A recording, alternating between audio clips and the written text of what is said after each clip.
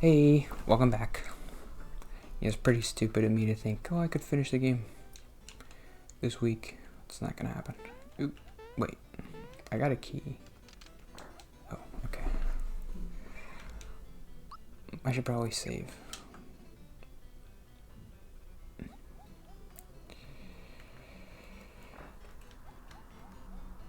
I beat Ghost of Tsushima yesterday. Was that interesting?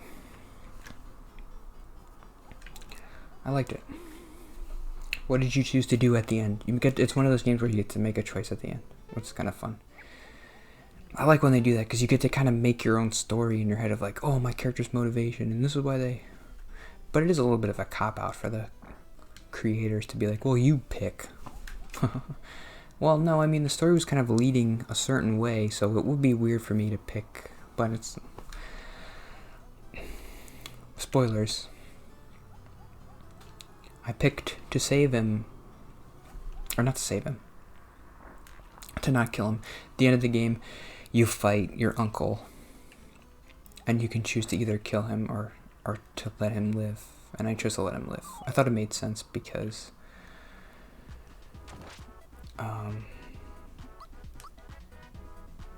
it was pretty. I liked this ending. This is why I like you get to pick your own ending, because I liked the story that I had come up with. Like,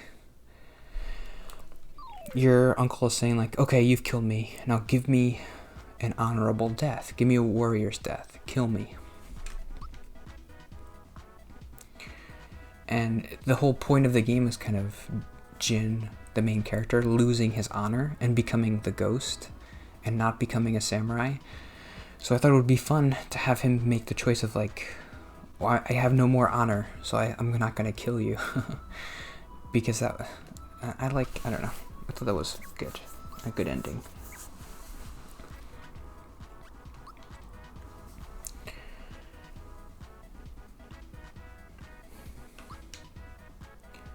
Anyway, that wasn't what I was going to talk about today. I was going to talk about mere Christianity and the C.S. Lewis. What did he... Oh, there you go.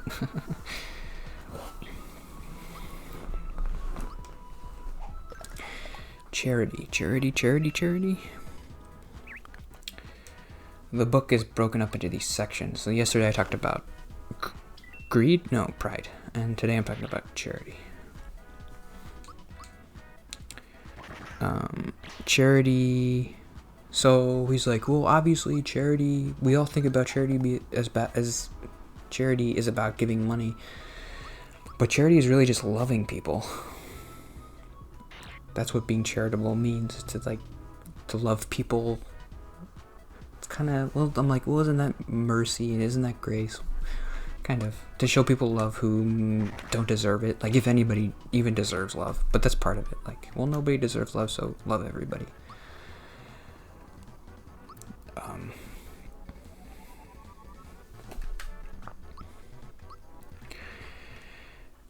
And then he's like, this is the problem I have with this section. For me, he's right, but I can't do it. Because he's saying, well, it's hard to love people who you don't like. But obviously, like, one of the main points of Christianity is like, you're supposed to love people you hate. Because even terrible people, even Hitler loved people who liked him. If you love people who like you, that doesn't make you a good person. Because that's easy. To be a good person, you have to love people who hate you. You have to forgive them.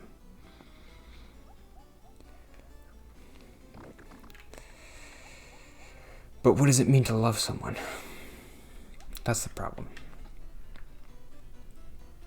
I don't know.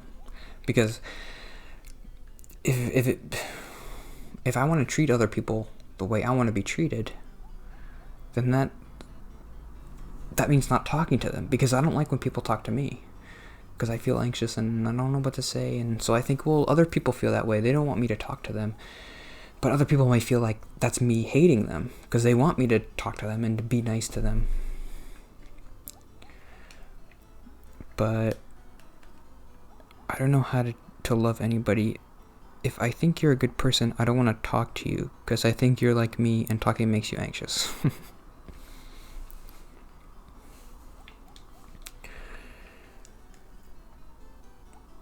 So what's the solution to that? Like, do I have to... Some people don't want you to, like, come up to them and be like, hey... I think most people are like that. Like, hey, how are you? How's your day going? And I want to talk to you for an hour. Is that what it means to love somebody? I guess not. I guess that's not really what C.S. Lewis is saying either.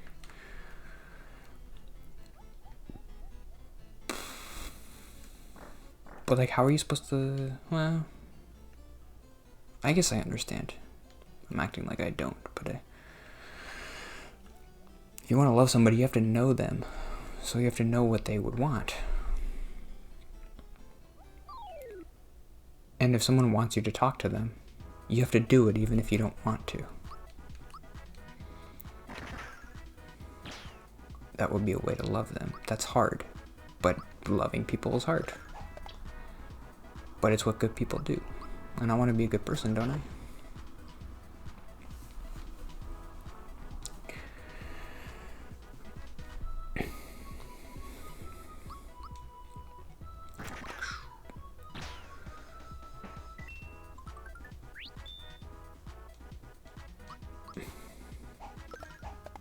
But yeah, what's the next note?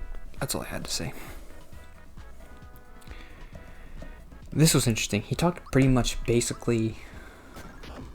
It felt like he was talking to me. Like, this is why people don't enjoy life, and this is why people don't have meaning. This is the answer to my question. This is as good as an answer as I'm ever going to get for what's the meaning of life, because there isn't one. But this is the best answer that I could get, I think. So he's saying, well, like, if you're a normal person, earthly stuff doesn't really make you happy. So there's 3, like, it can make you kind of happy or whatever, but then it's whatever.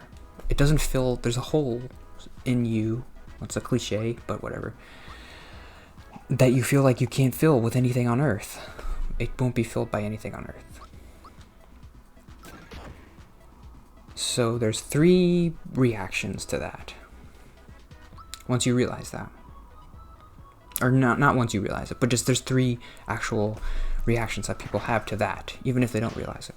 Number 1. Well, because if you did realize it, you'd always choose the 3rd one. Well, number 1 is the fool's way. Is to blame the things and to say, he was talking about, like, if you don't like your wife, then you blame your wife. And you're like, well, I just need a better wife and then I'll be happy. I just need a bigger car or whatever. Maybe I do just need a bigger car. I haven't tried it yet. Oh, is this a boss? Okay, here we go. The second way is the disillusioned, sensible man, which I guess is me. Because I'm no fool. I mean, I don't believe that. I don't believe, like, oh, I just need a bigger car and I just need a better person. I need a girlfriend to make me happy. I don't believe that.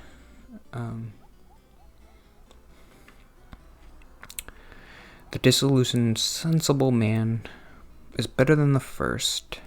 He thinks... What does he think? I didn't write it down. The third way is the Christian way. The disillusioned, sensible man... He said the disillusioned, sensible man can be a kind of a prig. Why? Well, he kind of comes to terms with the fact that, well, nothing's gonna make you happy, so just whatever, just enjoy whatever you can, and just but he becomes kind of a prig because he's like, oh, when you're younger, you're happier and you're better and you're enjoy things more, and so I don't know. They kind of cherish youth, I guess, a little bit more. I don't know why he said that, but I guess it's true. And the third way is the Christian way, which is the best. It's always so much better to be a Christian. If you're not a Christian, yeah, I don't know. That's part of it. Part of the reason why whenever I read this book, I'm like, well, I mean, come on. It's really so great to be a Christian. Just like, I shouldn't say that. It comes, He definitely comes across as a prig. And I wish he would say that. Like, oh, I'm being kind of a prig. Because he said one thing that really made me think, oh, that's priggish of you. He said, he's talking about heaven. He's like, stop reading an adult's book with a children's mindset or something. I'm like, whew. Because he was talking about how, oh, people view heaven as like harps and flutes and people in robes. And then they think, oh, that's stupid. That's stupid. I don't want that. And he's like, well, stop reading an adult's book with a children's mindset. Calm down. C.S. Lewis.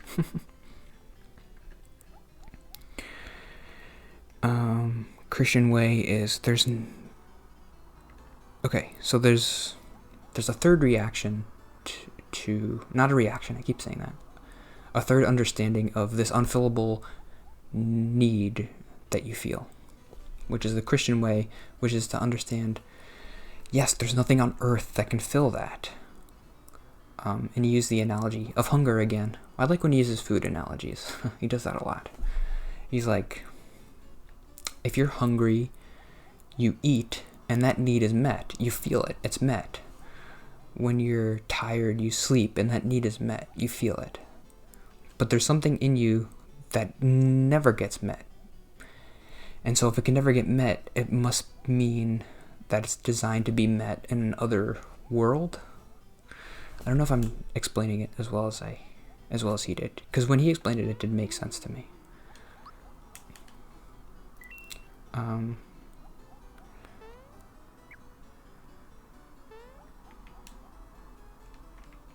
There's a godly, otherworldly, supernatural need to be, I guess God put a need in us to be like him.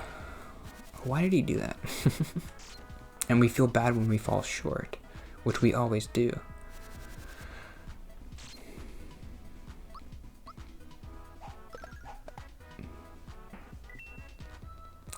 I guess I have kind of heard this take from Christians, but the takeaway I always took away from it was, well, you're supposed to fill that hole with Jesus, and then you're going to be complete. Well, that's not really true. I mean, I'm a Christian. I fill my holes with Jesus. That's a funny way to put it.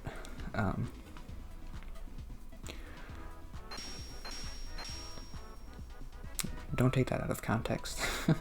I filled my hole with Jesus. But I still feel like there's no meaning for life. There's no reason to do anything. So this is kind of a better explanation of what I'm feeling. It's just like, you're never going to feel that. You can feel, whenever you get close to God, you feel it. You feel a connection to him, but it's never going to be right until you're dead and you're in heaven. What? He just killed himself? I got an item. Ah.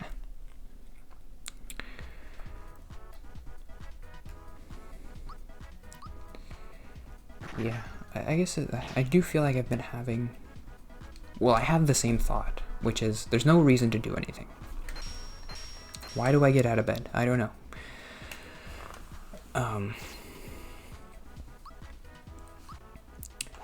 But I feel like before I started taking the medicine, maybe this is the medicine helping.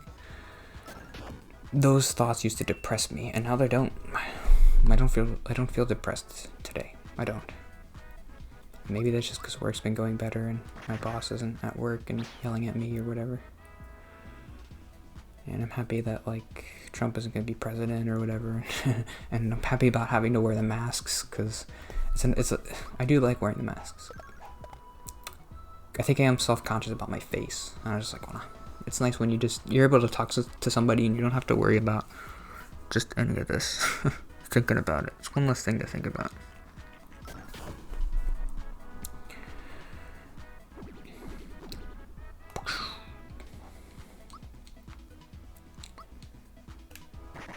he might die. Do you know? Oh, okay. I feel like I'm really ripping through these episodes. I only have to do one more today. Maybe I'll do 2 more. Nah. I gotta watch The West Wing. I'm on the 5th season of The West Wing, which is the season that Aaron Sorkin left. But I've only seen 2 episodes, but I haven't really noticed. They've done a good job of just making me not notice that it's not Aaron Sorkin. It's never gonna feel totally like it, but Aaron Sorkin, I don't know. Any TV show in the 5th season would start to decline. So even if Aaron Sorkin was writing 5 seasons, he would start to run out of ideas. So maybe it's a good thing that they got like fresh juices in there for new ideas. And I'm sure Aaron Sorkin would have got burned out writing 7 seasons of a show, 25 episodes every season, whatever. So see you tomorrow. Bye.